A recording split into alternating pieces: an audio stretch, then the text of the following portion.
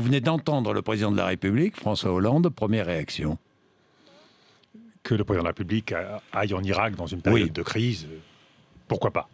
Mais là n'est pas l'essentiel. L'essentiel, c'est l'annonce par le président Obama de la formation d'une grande coalition pour engager la 3e guerre d'Irak. C'est une décision, je pèse mes mots, absurde et dangereuse. Absurde et dangereuse. Absurde et dangereuse. Pourquoi? Parce que il serait temps que les pays occidentaux, l'Europe, les États-Unis tirent les leçons de l'expérience. Depuis l'Afghanistan, ça fait 13 ans, nous avons multiplié les interventions militaires. Afghanistan, Irak, Libye, Mali. Pour quel résultat? Il y avait, en 2001, un foyer de crise terroriste centrale. Aujourd'hui, il y en a près d'une quinzaine. C'est dire que nous les avons multipliés. Je dis bien, nous les avons multipliés. Pourquoi? Parce qu'aujourd'hui, l'État islamique Daesh, comme le disent les anglo-saxons, c'est l'enfant monstrueux de l'inconstance et de l'arrogance de la politique occidentale. Guerre en 2003, irréfléchie. Départ en 2011, précipité.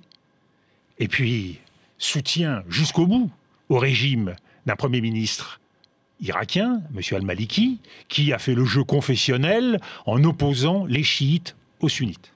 De la même façon, en Syrie, nous avons lâché les opposants, les rebelles syriens au milieu du gué, faisant le jeu à la fois du régime de Bachar el-Assad et en même temps des extrémistes djihadistes. Il faut se rendre compte que aujourd'hui, la montée en puissance de l'émirat islamique, de l'État islamique à grande vitesse, ils étaient quelques milliers il y a quelques mois, aujourd'hui on en dénombre entre 20 et 30 000, eh bien c'est la conséquence de nos incohérences. Alors aujourd'hui, aller faire la guerre dans cette région, qui est une région meurtrie, frappée par les crises identitaires, c'est prendre le risque de cristalliser, de coaliser un certain nombre de forces, une fois de plus contre nous.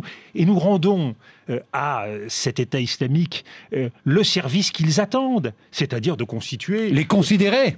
Les considérer et constituer... Considérer que c'est l'adversaire numéro un. Exactement, l'ennemi absolu. Les mettre en scène. Nous leur donnons un statut et surtout, nous facilitons considérablement le recrutement. Qu'est-ce qui va se passer en un rien de temps? Eh bien, ces forces terroristes vont voir les recrues arriver de tout le monde arabe. Et donc, nous allons les renforcer là-bas et nous allons les renforcer ici, chez nous. C'est dire que le risque terroriste devient à peu près immaîtrisé et immaîtrisable. Pourquoi? Parce que nous avons renoncé à faire de la politique. Nous avons renoncé à faire de la diplomatie. Et pour faire une bonne politique et une bonne diplomatie, il faut d'abord tirer les leçons de ces erreurs. La guerre contre le terrorisme, la guerre dans des crises identitaires, c'est jeter de l'huile sur le feu. Donc, il y a fort à parier que nous allons faire la guerre, effectivement, face au califat en Irak et en Libye. En Syrie. En Syrie. Demain, on voudra nous convaincre qu'il faut aller faire la guerre à nouveau. En Libye. Contre le califat en Libye. C'est dire qu'à chaque fois qu'on fait une guerre, il s'agit d'en recommencer une autre pour réparer notre incompétence et notre incapacité à régler les problèmes. On donc ne absurde, règle pas. Donc absurde, politique absurde. Et dangereuse. Et dangereuse.